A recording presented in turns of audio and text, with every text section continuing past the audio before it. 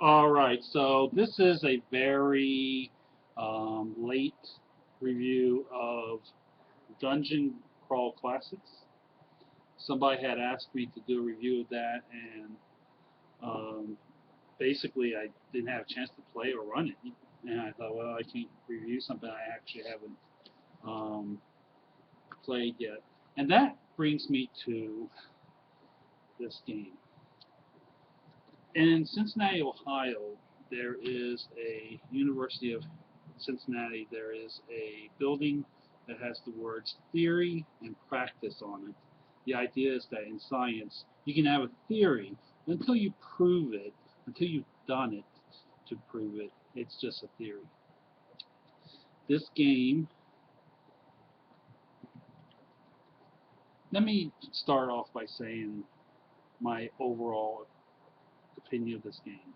This is not a bad game, but it's not a game for everybody. And if you aren't a certain type of player, it will not appeal to you whatsoever. And the thing is about role playing games, I feel, if you're going to have somebody that will actually play them or run them, is that it needs to have some kind of universal appeal. This game does not have that. Alright? This game totes itself as an old school game, but in my opinion, it looks old school, but it is very new school play. Alright? So first, the good things about this game. This can be a fun game, depending on how it's ran. And that really comes down to it. Who is your GM? How does he run it? Does he run it by the book? Or does he just plays in a lax manner? Now, as I've said, this touts itself as being old school, and it looks old school. It's a beautiful book, beautiful cover. I cannot even begin to talk about the art, the layout.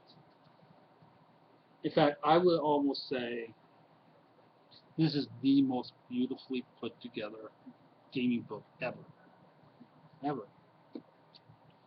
And presentation for me, if you know anything about my reviews, is half of the thing. Literally half of the game. I cannot enjoy a game if it's presented to me in a bad manner. I just can't do it. Castles and Crusades. So I give it an A plus on the presentation. But it talks about being old school. It even goes through things like um, races are classes. So an elf is a class, a halfling's a class, and it has that sort of old school feel, like it's deadly. It's very deadly. Okay, fine, but the rules are so new school.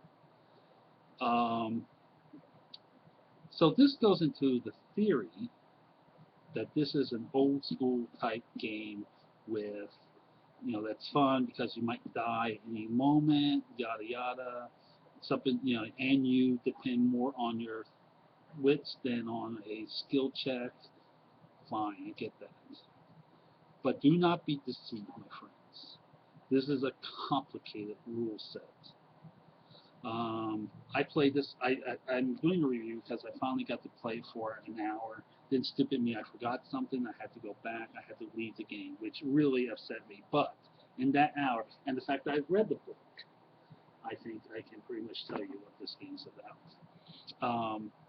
You cannot, unless you're just going to roll the dice straight through and try to hit somebody with a weapon, you cannot do a turn without looking into this book. It cannot be done, especially if you're a spellcaster, because whatever you roll has a different result. If you cast color spray and you're rolling a d20, whatever number you roll it literally has 12, 20 results. This is a big book. So what you're going to do is you're going to get PDF, you're going to get copies of the spell. You gotta have all these things because otherwise you're looking through the book, looking through the book. Let me find that spell. Let me find that spell. I cannot do that. I hate games like that. It is one of the reasons why I will not play Pathfinder ever again. Actually, I might play it, but I would never run it. Never, ever again. Um, Also, I think another real bad thing about this game, again, not so much bad if you're the type of player that likes this type of game, but if you're a player that, especially I find a lot of women who like to play role-playing games, they have an idea of what they want to play.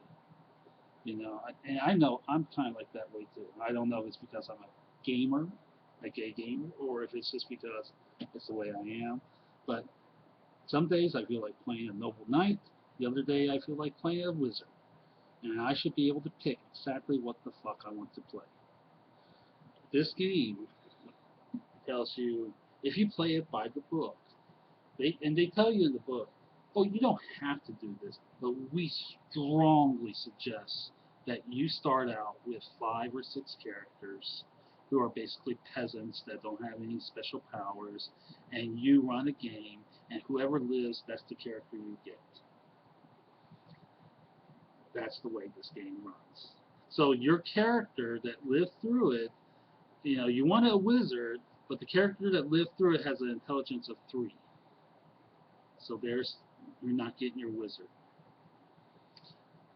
I don't like that kind of game. I fucking hate that kind of game. I didn't, in the game I played through, we didn't have that. We had pre-gens and we were second level and all that. But if I was to sit down at a table, if I was to take the time out of my busy schedule, and I do have a busy schedule, and I went to somebody's house, drive to a gaming school, company or whatever, and I had sat down at a table and someone goes, "You're playing this character," I get up and I walk away, and a lot of other people would too. So, again, that's not a requirement in this game, but it's strongly suggested. So if you play this game by this book, that's the type of game this is.